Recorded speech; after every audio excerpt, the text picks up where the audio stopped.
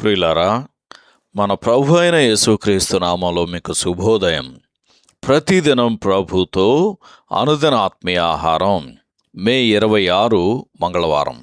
నేటి లేఖన పఠనం యెషయా గ్రంథం 38వ అధ్యాయము 1 నుండి 16 వచనాలు. నేటి ధ్యాన లేఖనం యెషయా గ్రంథం 38వ అధ్యాయము 9, 10, 11 వచనాలు.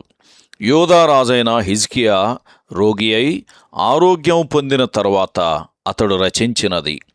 యెహోవాను, సజీవుల దేశమున యెహోవాను చూడకపోవుదును, మృతుల లోక నివాసినై ఇకను మనుష్యులను కానకపోవుదునని నేను అనుకొంటిని. వ్యాఖ్యానాంశం: పునరుత్థానమును గూర్చిన నిశ్చయత. వ్యాఖ్యానాంశం: పునరుత్థానమును గూర్చిన నిశ్చయత.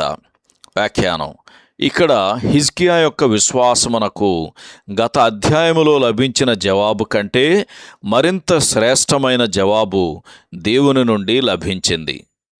అనుకొనని గడియలో ఆహ్వానించకుండానే వచ్చిన అతిథిగా మరణం ఇక్కడ కనబడుచున్నది.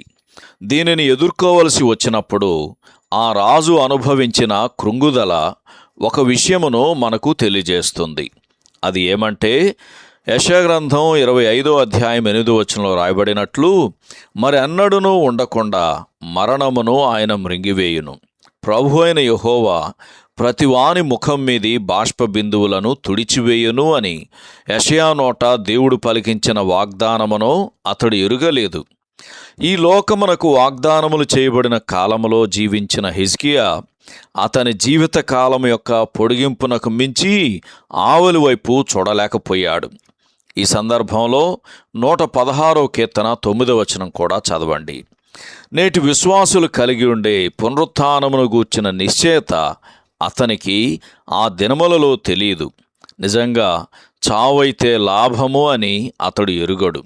ఫిలిప్పీయులకు రాసిన పత్రిక 1వ అధ్యాయము 21 నుండి 23 వచనాల్లో రాయబడినట్లు, వెడలిపోయి క్రీస్తుతో కూడా నుండుట నాకు మరీ మేలు అని అది కూడా అతడు ఎరుగడు.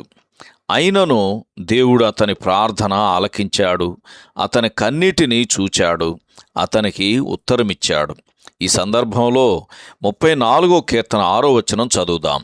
ఈ సందర్భంలో కూడా ఆయన జవాబుకు కృపతో కూడిన ఒక సూచనను చేర్చాడు. అదేమంటే, తీర్పు వాయిదా వేయబడిందని తెలుపుటకు సూచనగా ఎండ గడియారం మీద సూర్యుని నీడ వెనుకకు మరలా ఎక్కజేశాడు. యెషయా గ్రంథం 38వ అధ్యాయము 3వ వచనం మనకు హెబ్రీ పత్రిక 5వ అధ్యాయం 7వ వచనంలోని మాటలను, అనగా గెత్సెమనేలోని కన్నీటి ప్రార్థనను జ్ఞాపకం చేస్తుంది. హిజ్కియా చేసిన ఈ ప్రార్థనలోని మాటలతో మన ప్రభు అయిన యేసు తప్ప ఇంకెవరు సంపూర్తిగా సహానుభవం పొందగలరు?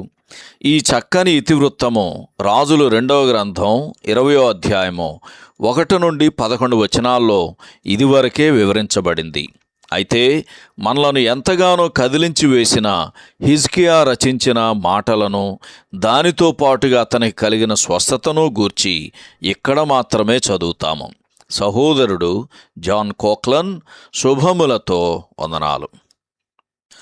ఈ సందేశాలకు సంబంధించి కానీ, బైబిల్కు సంబంధించి కానీ మీకేమైనా ప్రశ్నలు ఉంటే ఈ క్రింది నంబరుకు వాట్సాప్ ద్వారా పంపించండి.